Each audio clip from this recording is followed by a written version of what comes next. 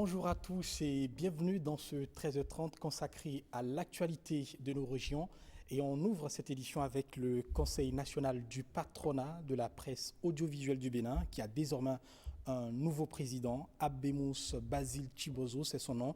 Il a été élu président de la 5e mandature du CNPA, entendez le Conseil national du patronat de la presse de l'audiovisuel du Bénin. Ainsi en ont décidé justement les patrons de presse réunis en assemblée générale élective ce dimanche à Parakou. Retour sur la cérémonie d'ouverture de cet AG avec Alexandra Djotan. Nous allons entrer en négociation avec l'administration Talon pour essayer de voir un peu les paramètres qu'on peut mettre en place, les synergies qu'on peut déployer, histoire d'asseoir un dialogue pour voir comment alléger cette mesure-là, qui à la vérité plombe les organes de presse, qui à la vérité crée de sérieux problèmes de fonctionnement et d'existence. Les défis sont nombreux, ils sont immenses parce que nous venons de loin. Notre CNPA, malgré les efforts qui ont été faits, n'a pas véritablement boosté la corporation, boosté les patrons de presse. Donc nous avons fait ça. Vous savez, nous avons 15 éléments dans notre projet de société que nous allons déployer un peu d'ici là. Les 15, pour les regrouper, c'est donner plus de crédibilité au patronat de la presse, plus de visibilité au patronat de la presse. Aller à l'assainissement de la corporation, appliquer le code d'information et de la communication conséquemment. Nous avons aussi le défi de donner plus de visibilité au plan sous-régional et international à notre patronat. Nous avons aussi en vue la possibilité d'assurer les formations diplômantes qui sont en cours. Puis la recherche de l'information au plan du financement des projets est aussi un défi que nous allons relever. Vous l'avez certainement compris, c'était Abemous Basile Chibozo qui revenait ici sur ses ambitions pour l'institution dont il a désormais la charge, à savoir assainir la corporation, mais également entamer des pourparlers avec le gouvernement du Bénin pour que ce dernier revienne sur sa décision de suspension de contrat avec les organes de presse. Et on parle à présent de cette cérémonie d'ouverture de cette AG qui a consacré justement son élection. Reportage. La 4e mandature du CNPA, le Conseil national du patronat de la presse de l'audiovisuel du Bénin, est en fin d'exercice. D'où l'organisation de cette rencontre statutaire visant à mettre sur pied un nouveau bureau exécutif. Pour nous, la presse est un partenaire privilégié.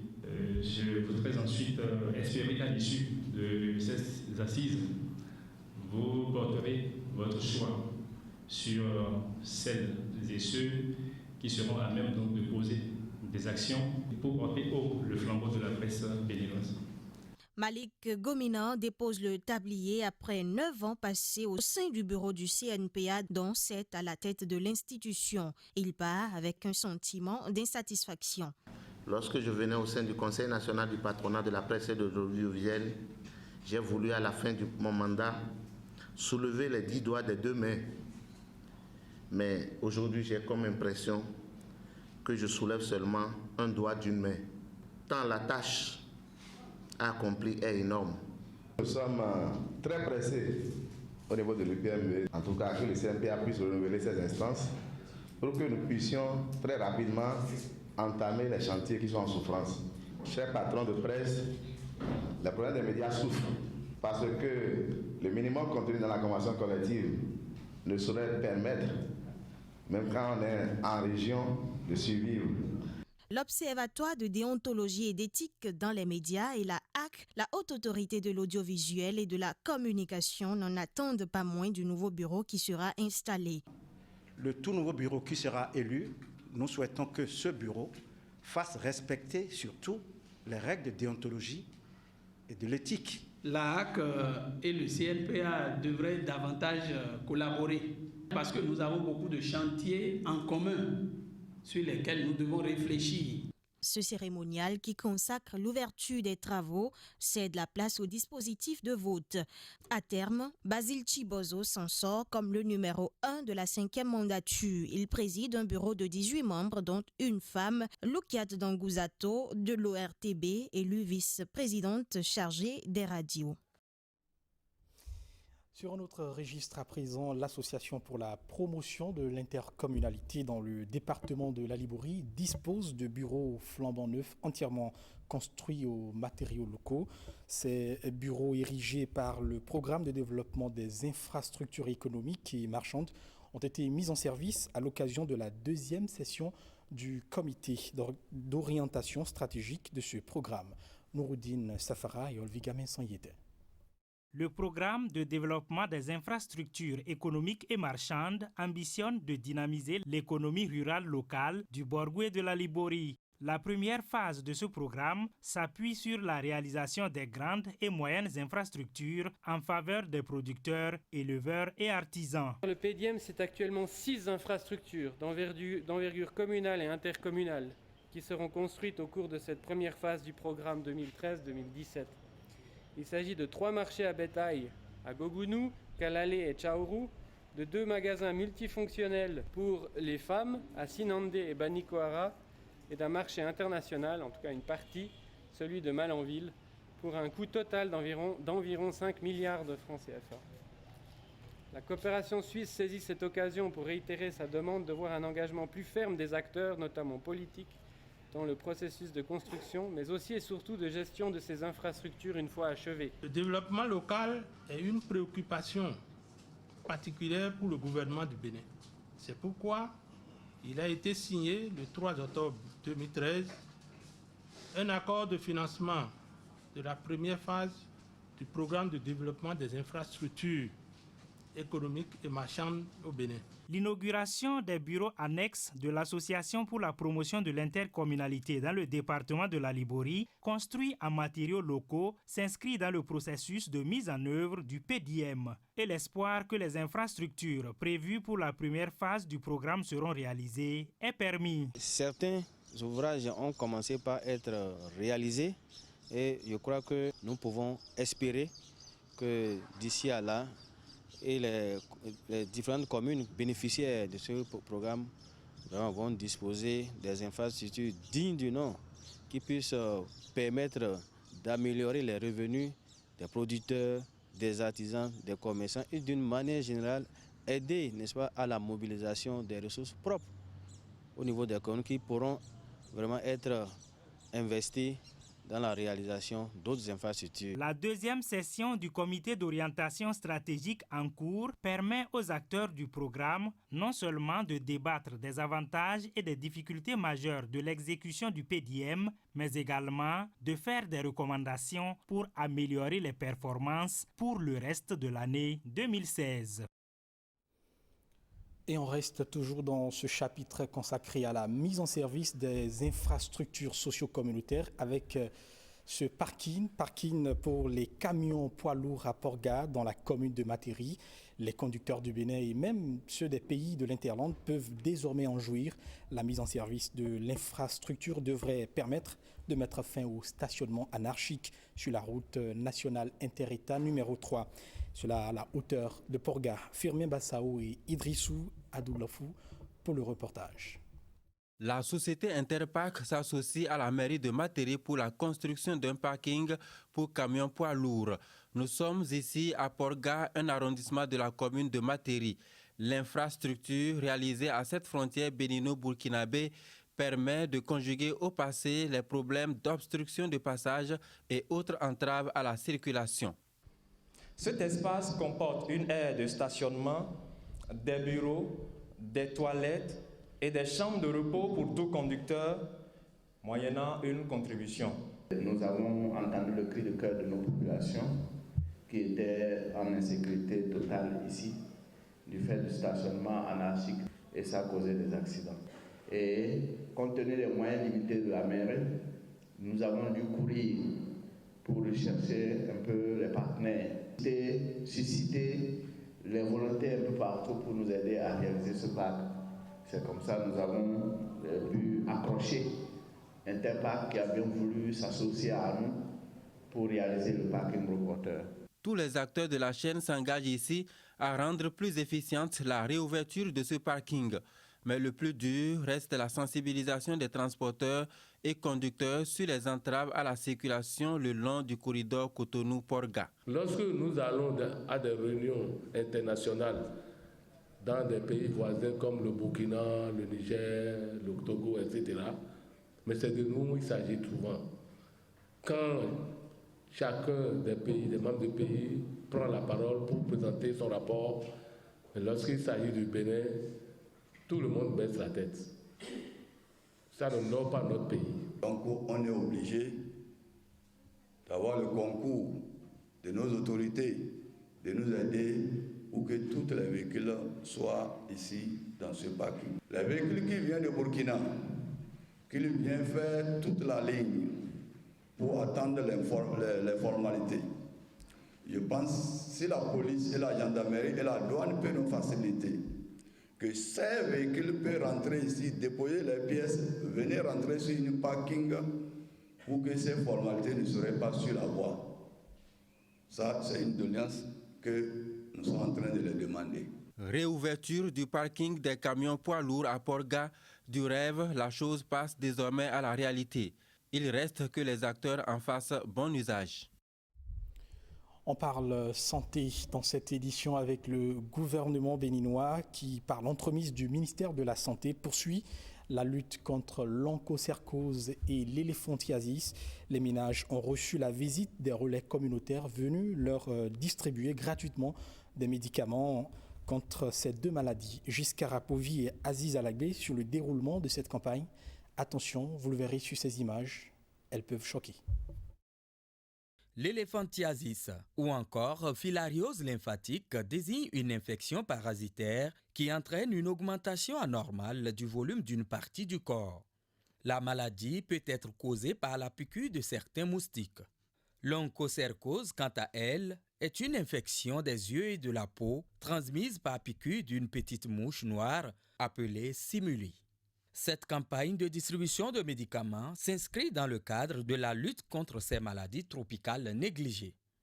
On appelle ça le traitement de masse des populations à type donc préventive par rapport à certaines maladies qui peuvent devenir dans notre localité. Il s'agit d'abord de l'onchocercose et secondairement maintenant de ce que nous appelons la filariose lymphatique, communément appelée éléphantiasis.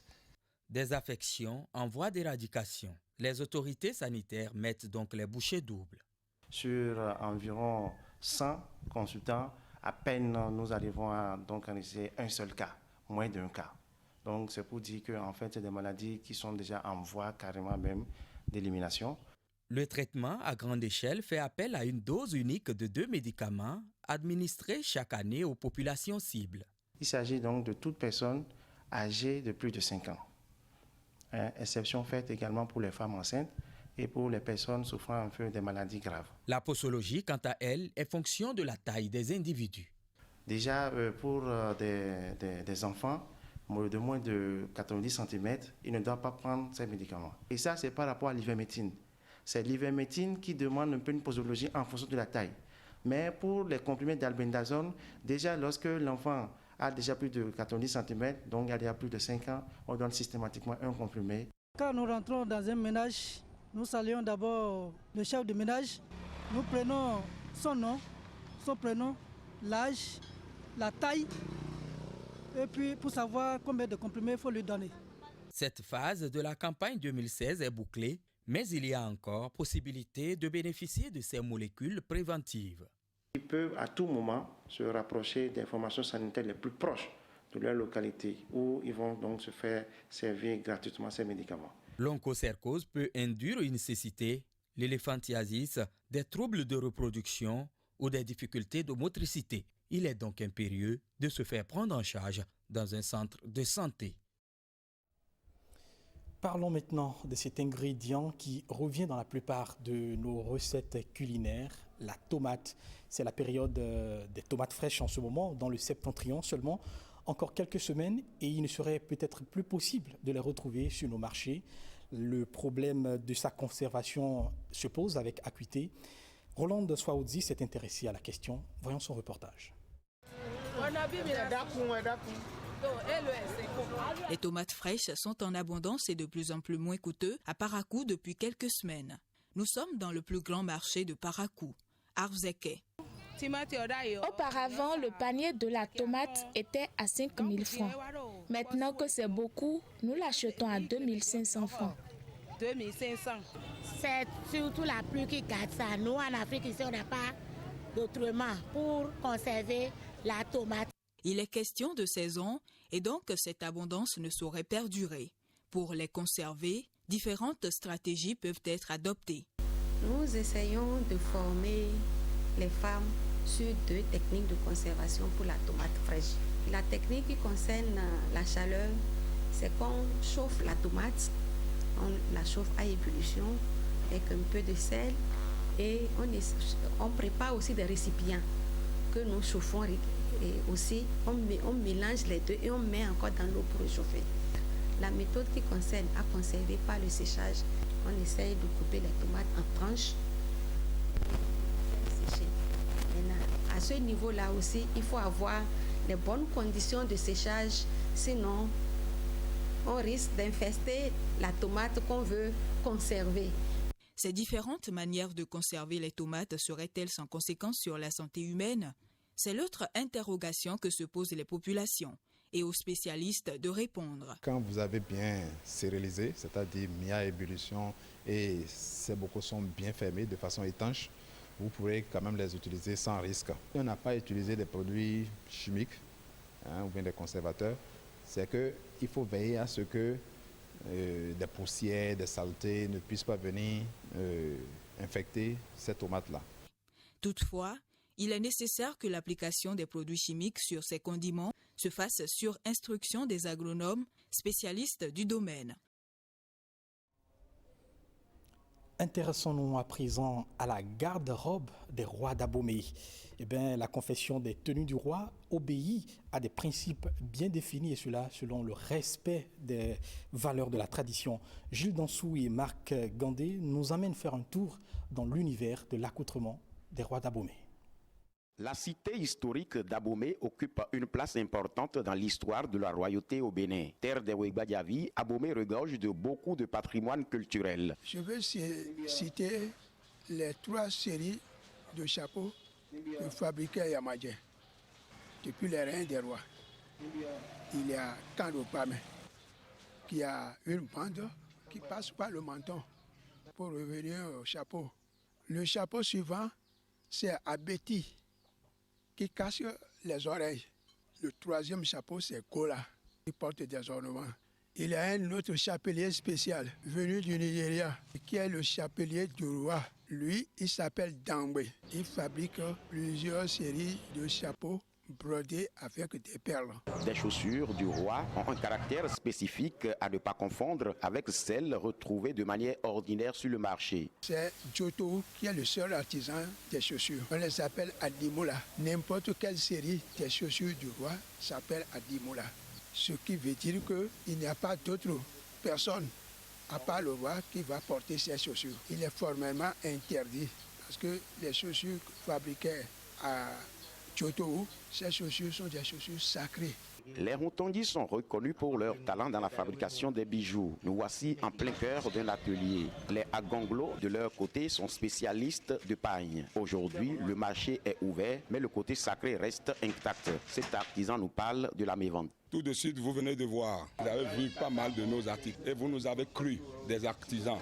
Au fait, nous ne sommes pas des artisans finis. Nous allons simplement vous dire que nous sommes de petits commerçants. Parce qu'avant de voir nos articles finis comme ça, il nous faut de l'argent. Il nous a fallu investir pas mal de sous là-dedans avant que ça ne soit ainsi. Et comme après ça là, on vend plus là, nous avons trop de problèmes. On a trop de problèmes, on ne vend plus. On investit de l'argent et on ne gagne pas.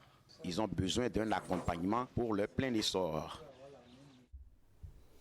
Et voilà, ce sera tout pour cette édition. Merci de l'avoir suivi. Bel après-midi en compagnie de nos programmes.